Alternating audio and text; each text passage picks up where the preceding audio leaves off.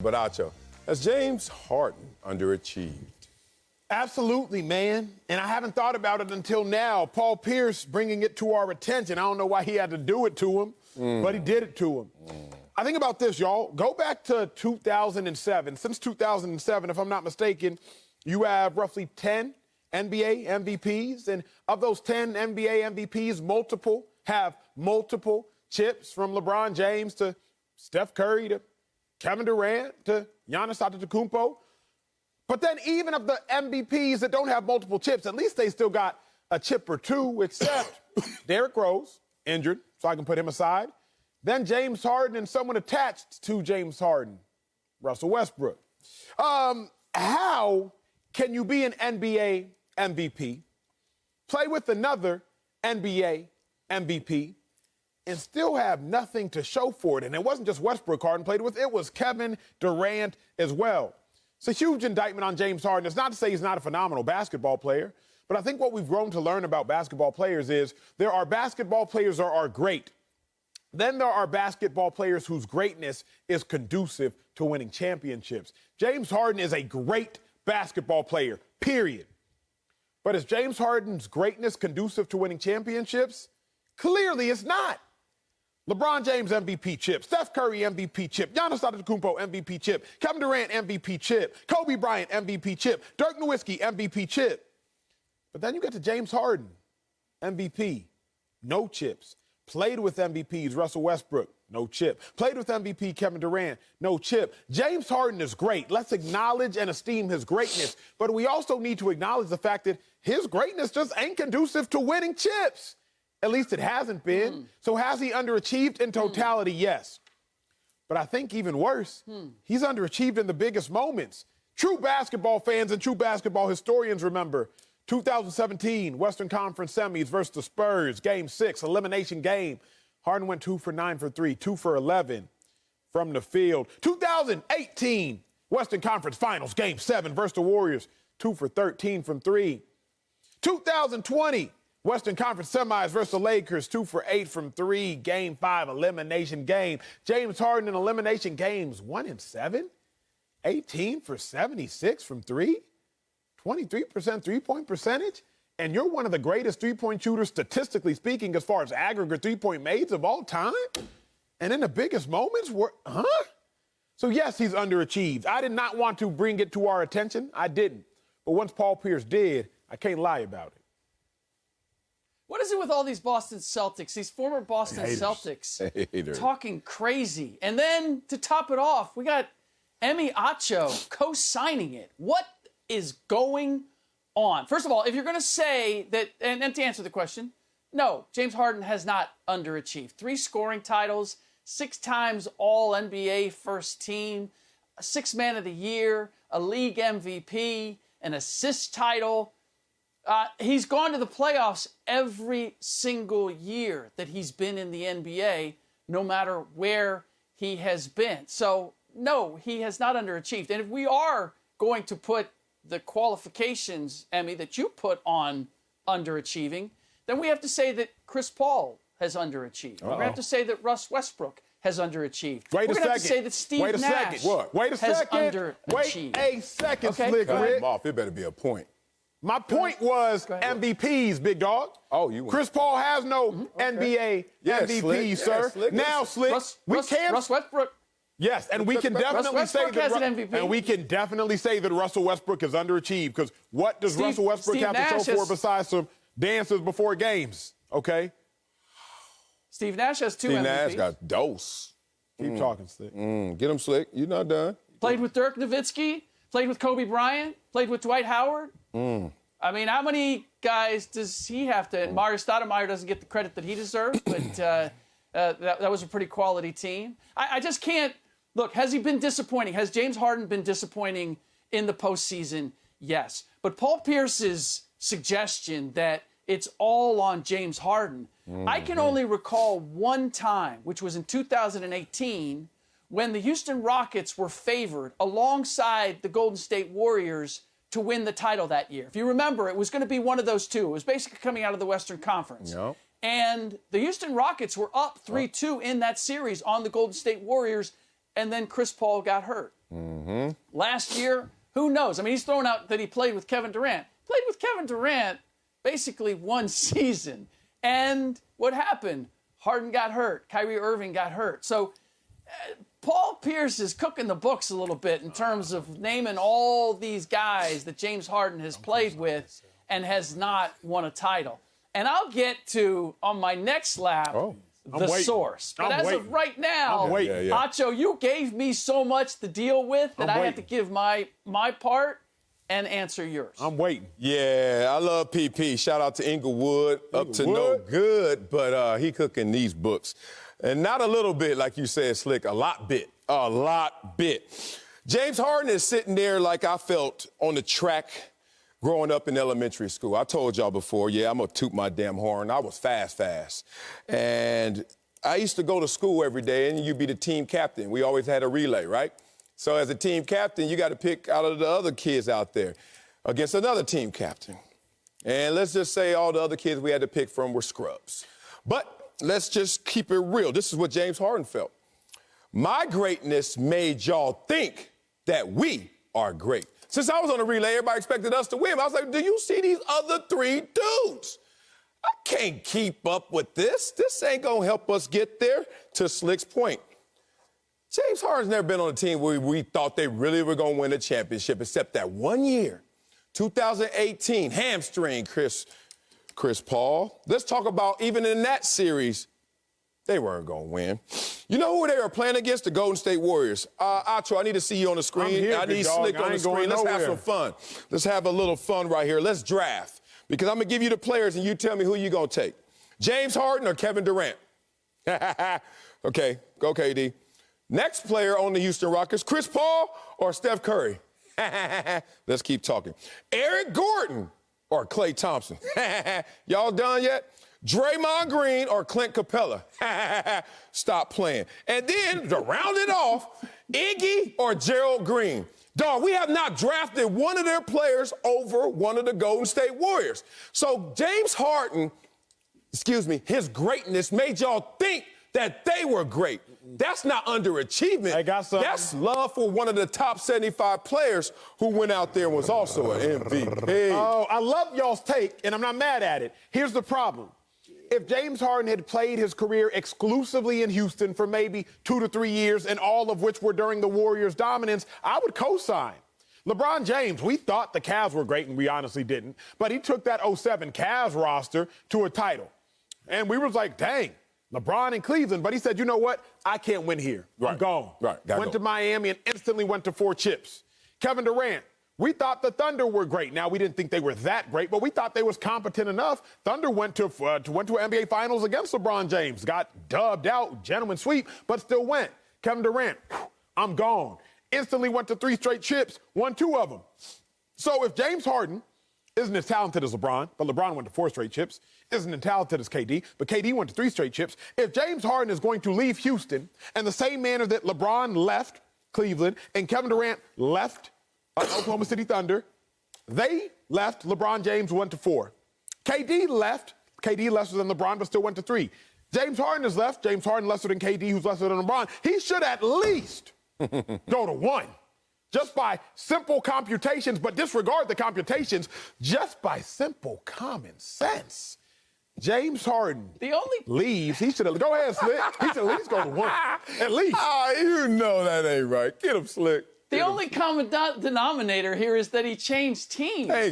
Since when does changing teams automatically say... You got to win a chip. I'll give MVP change I'll give you several denominators. First denominator, MVPs. LeBron James, NBA MVP. Kevin Durant, NBA MVP. Okay. Meanwhile, let's keep in mind, James Harden is an NBA MVP more recently than Kevin Durant.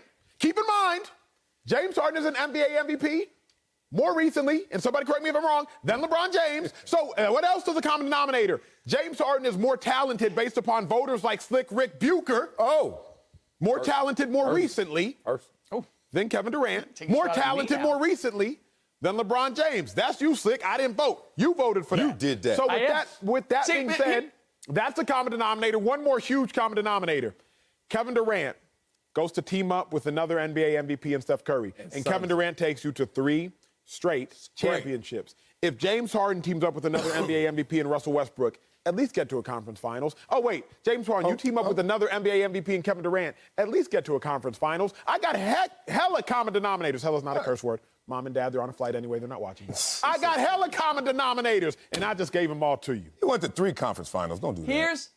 Here is the problem. And you stated it right at the very beginning. We wouldn't be talking about this if Paul Pierce hadn't brought it up. True. Because while you make a fair argument, Acho, you make a fair argument in terms of why we could look at James Harden and say, man, you should have done a little bit more in the postseason. Because most of what I stated was all regular season accomplishments. So that part is fair. But Paul Pierce, where exactly do you get off telling James Harden that he has underachieved? Sure. Because I was around for Paul Pierce's career. If we talk about James Harden not always being in condition, not always making the most of his abilities, the same thing was said about Paul Pierce, certainly at the beginning of his career. Wasn't always in peak condition. Also, James Harden, 6 times first team All-NBA.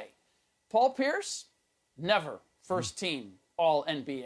Win an MVP title? NBA MVP award? No. Scoring title?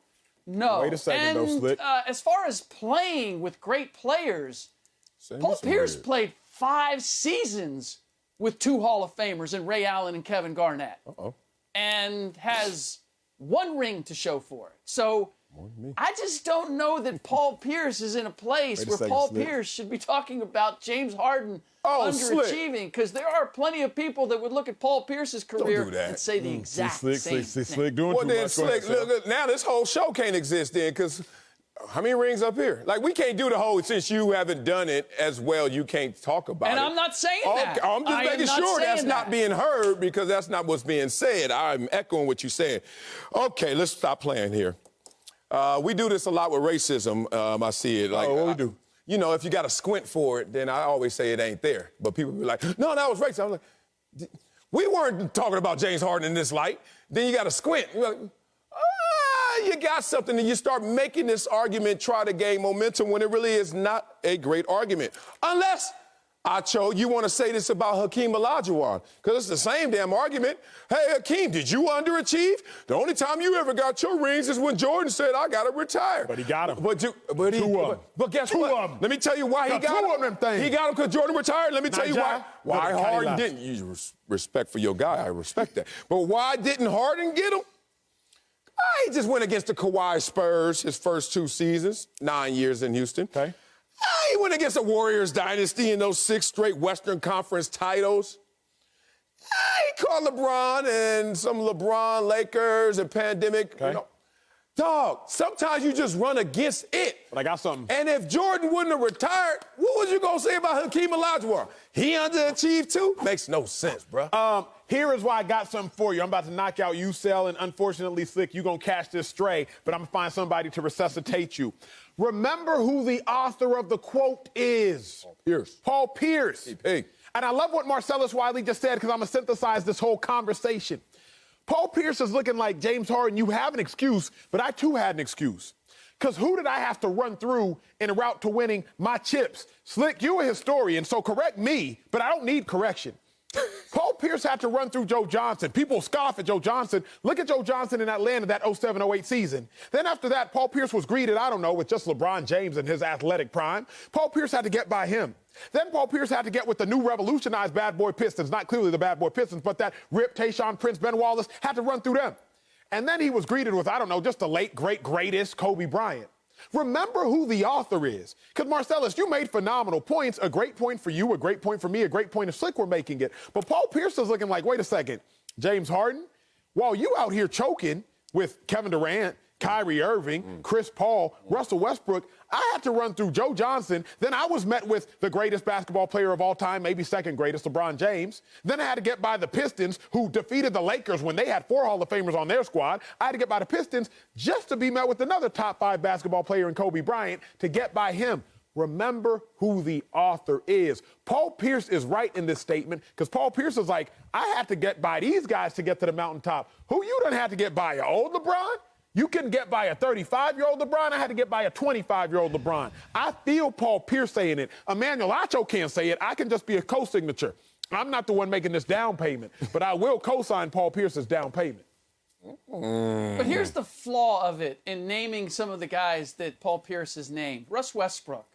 Do we think of him as a championship caliber player? Chris Paul, as great as I think he is, do we think of him as a championship caliber player? And we saw Kobe and Shaq together at one point where they were not winning championships. So it's not just all about do you have two stars. How many times? I mean, Allen Iverson and Carmelo Anthony played together at one point. We're looking at the Lakers now with all of their all-time greats. There's a way to look at this and say, well, hey, you played with all this talent, all this top talent. Why didn't you ever win a ring with it? Because rings aren't won just by one or two players. You can have the nucleus, but if you don't have the coaching and you don't have the complementary players, you're not going to get there. And so that's where Paul Pierce is just taking big names. He's taking headlines. He's taking big names and saying, why didn't you do more with it? And if you just dig below the surface, there's justification for why it's come up short. Has James Harden contributed? You can make that argument. But was he handed a team that should have won a championship and he fell short? Has he ever been handed that? To Marcellus's point, I can't say that. And if I can't say that, then I can't say that James Harden has underachieved. Feels good to be with two guys who keep referencing my points. I love it. I love it. I love it. Mike D'Antoni, anyone? Line one, Mike D'Antoni, Mr. Empty Calorie Coach himself. I would love to play for Mike D'Antoni if my contract was up. I'm going to get my stats. But in terms of getting those championships, oh, you might not want to play for Mike D'Antoni. Even though Mike D'Antoni had him in a position, as we talk about, 2018. And then who could predict that Chris Paul and his hamstring would fatigue on him? I just don't think that this team was ever, from day one, constructed and believed to be a championship team. There was one moment in time where we're like, oh, they could go out of the West or Golden State with KD, Steph, Clay, Draymond, and Iggy. Can we stop playing with this? I think the greatness of James Harden has really been an illusion for many of these situations. He got Chris Paul. Respect to Chris Paul. Chris Paul has not won a championship just yet. And when Chris Paul went through a resurgence, let's just say with James Harden, it didn't look the same. Westbrook, say what you want about Westbrook right now. Westbrook was not necessarily considered a championship player when he was playing with him. John Wall, that was because him and Bradley Beal couldn't even get together. Like, what are we saying about who is his Robin? I don't know any situation where you say that Robin was a championship Robin to him being Batman. Acho, are you done? Because I think I won this conversation. I got a point for both of y'all. Here's a kicker. Slick, I vehemently disagree. The NBA is not football. Let's not act like it is at any point in time. You can win titles with one or two guys because we've seen Giannis or Giannis and Middleton or Giannis and Drew. You pick the other one, or just Giannis, who gave us 50 pieces in the most pivotal moments. Then we saw LeBron and AD. Then we saw Kawhi, who was arguably the greatest two-way player since Jordan. Then we saw Steph and KD. Then we saw LeBron and Kyrie. Then we saw Steph and Clay. Then we saw Tim Duncan and Kawhi, or Tim Duncan and Tony P, or Tony P and Kawhi, or Manu and Kawhi, or just Kawhi. Get him, Slick. Then we saw LeBron and D-Wade. Like, Slick, if you have one great... You're going too wide. You're going too wide. I'm saying, Slick, if you have one You're throwing too many player or two great players in the league, in NBA history, historically speaking, you can win a chip. No, you can't. No, you can't. Because for all of those examples, I would give you complementary players that played pivotal roles or had pivotal performances in order for their team to win a championship. And by the way, just since we are cleaning up on aisle 5, I do know that Harden did play at the beginning of his career with KD, so there is that. And I didn't mention Rajon Rondo being part of the Boston Celtics that Paul Pierce played with. But every one of those examples, yes, they had two top players, but the reason that they ended up winning a championship is because they had 3, 4, 5, and 6. It's the rotation. Look, I got to come back. Ultimately gets you there. Because and I can give you just as many examples of teams that had two great players that didn't get it Here's done. my issue, though, Slick, because now we're starting to see common denominators. Because who was incredibly pivotal to the Bucks winning that chip last year? Maybe the fourth most important player. I would argue P.J. Tucker.